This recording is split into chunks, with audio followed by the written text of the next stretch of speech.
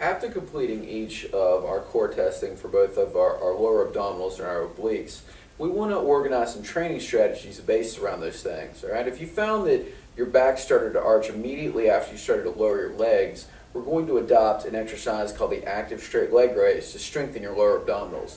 If you found more so that you weren't able to sit up, in the sit-up test, we're going to utilize an exercise called a half get-up to really strengthen this whole area, strengthen your external obliques a little bit more, put a little bit more focus here, and really help to tone those areas up. The idea is that based upon your testing, you want to focus on the area of need. So if you tested weaker in the sit-up test, you would focus on that. Whereas if your back started to arch immediately after you started to lower your legs, you're going to focus on the lower abdominal test. If both tested weak, then I would say perform one exercise on day one, perform the second exercise on day two.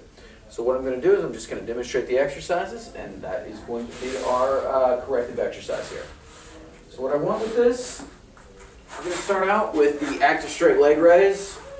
And what this consists of, I'm pressing my hands into the floor here, I'm raising my legs up, and the first progression for this would be just simply tapping down with my feet here, moving very slowly, making sure my back is pressed into the floor here, my abs are tight. If you feel yourself start to arch in the back at all, I want you to stop, just press down into the floor, reinitiate that abdominal contraction, and just push down. As you get better at this exercise, you can raise your legs up and lower a little farther away from the body to make things a little bit harder. That would be phase two. Finally, finishing up with the test, the straight leg lowering test, just attempting to keep everything straight. Once you start to feel that arch in your back, bring it back, stop and reinitiate.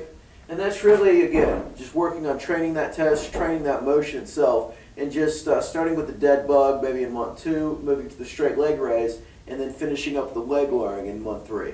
All right, our second exercise is what is called a half get-up, all right? And this is, one knee is bent here. What I'm trying to do, I've got my elbows set up out to the side. I'm reaching up into the ceiling. What I'm trying to do here is rotate onto my elbow, contract my oblique, and sit straight up. You'll notice with this, I'm really trying to keep my back pressed down to the ground here, and I'm trying to make sure that I don't bounce as I come up. That's one of the key things with this exercise is you sit up onto the elbow, grab that spot in the ceiling, and come back down. You would do the same number on each side for month 1. Once that becomes a little bit easier, we're going to move into our straight leg sit up in month 2. The main thing here is that you're keeping your abs tight. Hands are up here. This is going to provide you a little bit of counterbalance.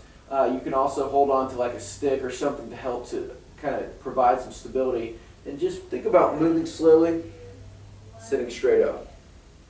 Pausing for 1 or 2 seconds at the top and moving very slowly. All right, the key here is not to jerk up. So think about moving slowly. Month 2, you would be holding a stick above your head here. And then month 3, we're just going to move to this hands-free version here. So again, I'm reaching up into the ceiling, keeping my hands in that spot, grabbing up, and coming back down.